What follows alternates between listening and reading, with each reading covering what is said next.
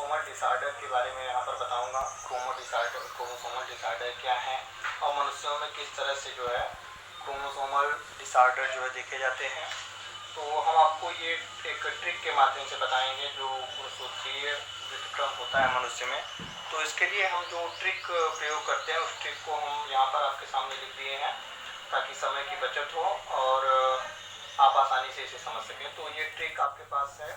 तो हम जितने भी मानव में गुणसूत्रीय व्युत्क्रम होते हैं, क्रोमोसोमल डिसऑर्डर होते हैं, इन्हें हम इस ट्रिक के माध्यम से पूरी तरह से समझ सकते हैं। तो ये जो ट्रिक यहाँ पर लिखा हुआ है, ट्रिक आपका है A D U P M year cry से 47 क्लाइंट में 45 रिटर्न हो गए।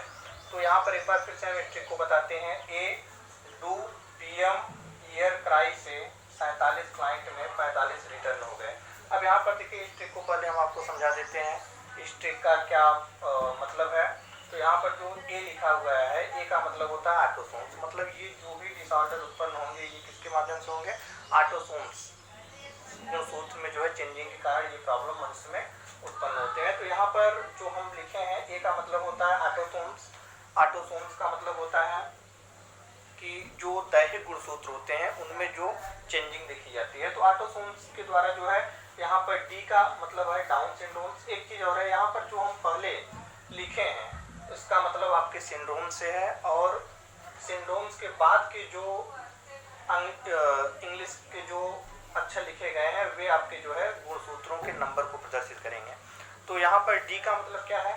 Down syndromes.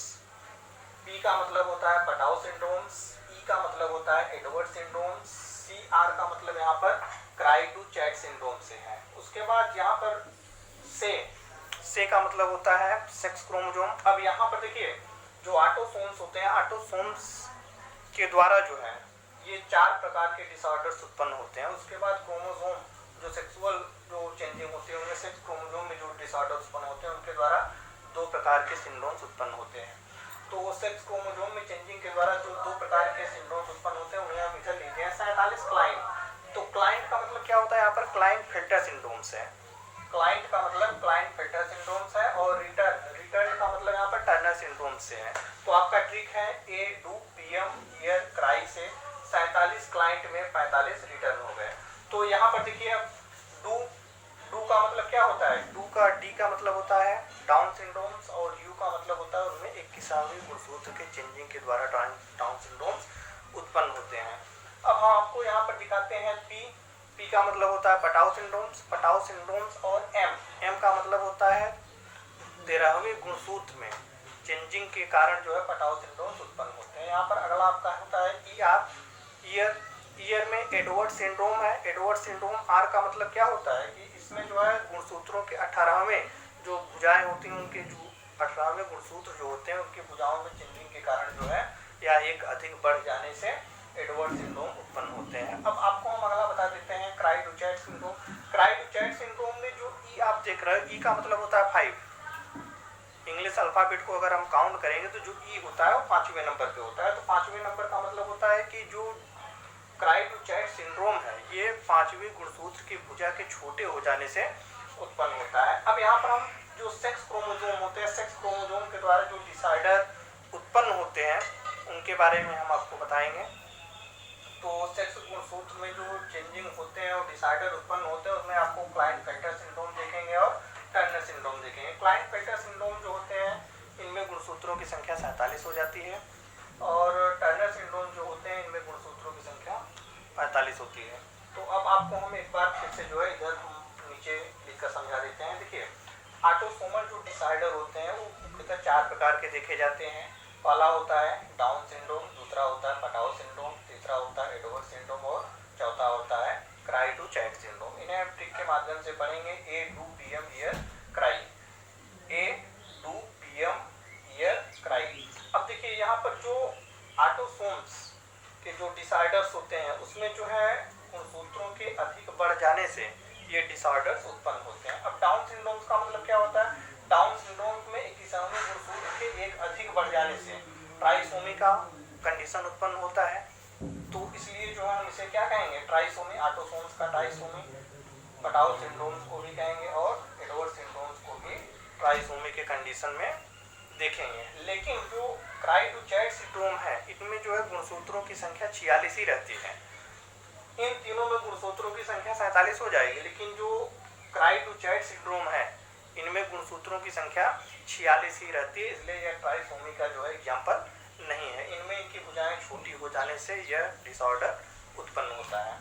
अब हम आपको सेक्स क्रोमोसोम के बारे में बता देते हैं, सेक्स क्रोमोसोम डिसऑर्डर के बारे में बता देते हैं।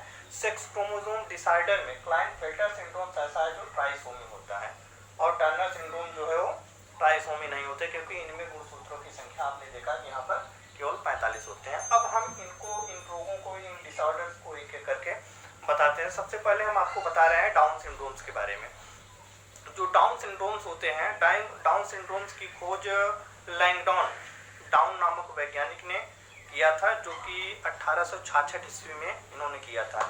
इसमें क्या होता है कि गुणसूत्र की 21वीं जो भुजा होती है, 21वीं जो गुणसूत्र होते हैं, उनमें जो है एक अधिक बढ़ जाने से यह सिंड्रोम्स उत्पन्न होता है।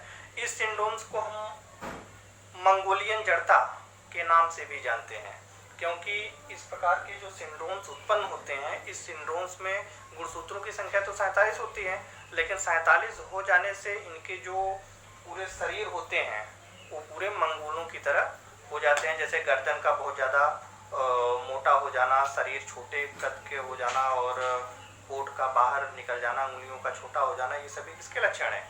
मंगोलों के हैं। तो इनमें जो है मंगोलों की तरह लोग दिखने लगते हैं, इसलिए इसे क्या कहते हैं हम? मंगोलियन जड़ता। अब दूसरा हम देखते हैं पटाउ सिंड्रोम। पटाउ सिंड्रोम पे आपको पता है कि जो 13वीं जोड़ी के जो गुणसूत्र होते हैं, उसमें एक गुणसूत्र अधिक हो जाने से क्या उत्पन्न होता है? पटाउ सिंड्रोम्स उत्पन्न होते हैं। तो एक गुणसूत्र अधिक हो जाने का मतलब यह भी जो है ट्राइसोमी का उदाहरण है। इसमें भी गुणसूत्रों की संख्या 47 हो जाती है। अब यहाँ पर उत्पन्न प्रॉब्लम क्या होता है कि मतलब ऐसे जो लोग होते हैं, उनमें गुणसूत्रों की संख्या एक अधिक हो जाने से इनके जो शरीर होते हैं, इनकी त्वचा, अंगुलियां, ये सभी जो है असामान्य दिखाई देती हैं। उसके बाद इनके जो ये बच्चे होते हैं, ये मानसिक रूप से मंद होते हैं और हृदय और वृक्क विकार से भी पीड़ित होते हैं। इनके जो नाक आप देखेंगे वो चोंच की तरह जो है उभरे होते हैं। तो इसे हम क्या कहेंगे? Patau syndrome. अब अगला है एडवर्ड सिंड्रोम। एडवर्ड सिंड्रोम भी ट्राइसोमी है। एडवर्ड का मतलब 18 ई आर, आप देखे थे तो आर का मतलब यहाँ पर 18वीं जोड़ी का जो गुणसूत्र होता है, उसमें एक गुणसूत्र बढ़ जाने से एडवर्ड सिंड्रोम्स उत्पन्न होते हैं। अब हम आपको एक चीज और, पटाउ सिंड्रोम्स में जो है एक पटाउ साइंटिस्ट थे, उन्होंने 1960 ईस्वी में पटाउ सिंड्रोम की खोज की थी। अब एडवर्ड सिंड्रोम को देखते हैं। एडवर्ड सिंड्रोम जो है, इसकी खोज एडवर्ड नामक वैज्ञानिक ने 1960 ईस्वी में किया था। अब इन्होंने देखा कि 18वें गुणसूत्र में जो है एक अतिरिक्त गुणसूत्र बढ़ जाने से एडवर्ड सिंड्रोम्स उत्पन्न हुआ। अब इस प्रकार के सिंड्रोम्स में क्या होता है कि मतलब इनमें जो सिर होते हैं और शरीर के बाकी जो अंग होते हैं, वे पूरी तरह से विकलांग के कंडीशन में होते हैं। और इनमें जो बच्चों की आयु होती है वो 6 महीने से ज़्यादा नहीं चलते, यानी कह सकते हैं कि पूरी तरह से उनका शरीर विकृत होता है, इसलिए ये ज़्यादा जीवित नहीं रहते और जल्द ही मर जाते हैं। तो इस प्रकार के सिंड्रोम्स को हम क्या कहेंगे? एडवर्ड सिंड्रोम कहेंगे। अब अगला सिंड्रोम है क्राई-डू-चैट सिंड्रोम। क्राई-डू-चैट सिंड्रोम में आपने देखा कि यहाँ पर जो है ई का मतलब 5, तो 5वें जो गुणसूत्र होते हैं मनुष्य में, उनकी भुजाएं एक बड़ी रहती हैं और दूसरी भुजा एकदम छोटी हो जाती है, जिससे क्राई-डू-चैट सिंड्रोम्स उत्पन्न होते हैं। इस प्रकार के सिंड्रोम्स में बच्चे जो है बिल्लियों की तरह रोने की आवाज़ आती है, जब भी वो रोते हैं बिल्ली की तरह उनकी आवाज़ आती है। एक लेजियून नामक साइंटिस्ट थे, लेजियून जो वैज्ञानिक थे, उन्होंने जो है 1963 ईस्वी में इस प्रकार के जो है क्राई-डू-चैट सिंड्रोम्स की खोज की थी। अब इनमें एक प्रॉब्लम और देखा गया था, इनके जो गुणसूत्र होते हैं, ये जो है ट्राइसोमी न होकर ये नॉर्मल जो है होते हैं, डाइसोमी होते हैं, और इनके जो गुणसूत्र होते हैं वो 46 ही होते हैं। और 46 तो होते हैं, सब कुछ जो है इनके कंडीशन भी सही रहते हैं, लेकिन ऐसे बच्चों की जो बुद्धि होती है वह बहुत ज़्यादा मंद होती है और सही से काम जो है, उनकी मानसिक जो है क्षमता बहुत कमज़ोर होती है, जिससे उनका दिमाग बहुत अच्छे से काम नहीं कर पाता। अब हम आपको लेकर चलते हैं क्लाइनफेल्टर सिंड्रोम के पास। क्लाइनफेल्टर सिंड्रोम का मतलब होता है कि यह जो है एक ट्राइसोमी है, यह एक ऐसा जो है सिंड्रोम्स है जो सेक्स क्रोमोसोमल डिसऑर्डर है और ट्राइसोमी है। इनमें जो है गुणसूत्रों की संख्या एक अधिक हो जाने से 47 गुणसूत्र हो जाते हैं, और 47 गुणसूत्र जब हो जाते हैं तो इन्हें जो है डिसऑर्डर्स को हम क्लाइनफेल्टर सिंड्रोम्स के नाम से जानेंगे।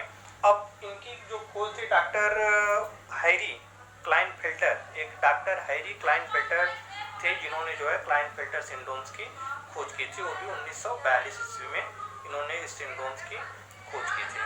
अब इस प्रकार के जो सिंड्रोम्स होते हैं इनमें जो है गुणसूत्रों की संख्या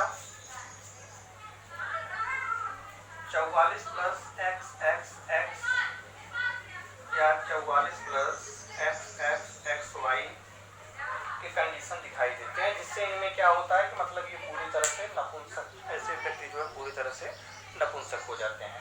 अब हम आपको बताते हैं अगला जो है रिटर्न का मतलब टर्नर सिंड्रोम। टर्नर सिंड्रोम्स में क्या होता है कि इनमें तो गुणसूत्रों की संख्या जो है न तो 47 होती है न 46 होती है, इनमें गुणसूत्रों की एक कमी हो जाती है, जिससे इनमें जो है गुणसूत्रों की संख्या 45 रह जाती है। अब 45 रह जाने पर क्या होता है कि इनमें जो है ये कंडीशन बनते हैं 44 प्लस X, इनमें या 44 प्लस Y। ये अक्सर जो है स्त्रियों में इस प्रकार के कंडीशंस को देखा जाता है, जो लगभग 5000 स्त्रियों में से किसी एक स्त्री में यह कंडीशन देखा जाता है। तो इसकी खोज हेनरी टर्नर, एक साइंटिस्ट थे हेनरी टर्नर, उन्होंने जो है इसकी खोज की थी। इनमें गुणसूत्रों की संख्या 45 होती है। तो ये है आपका जो है क्रोमोसोमल डिसऑर्डर मनुष्य का। इसमें एक बार हम फिर से आपको ट्रिक बता देते हैं, A2 PM year crisis 47 client में 45 रिटर्न हो गए।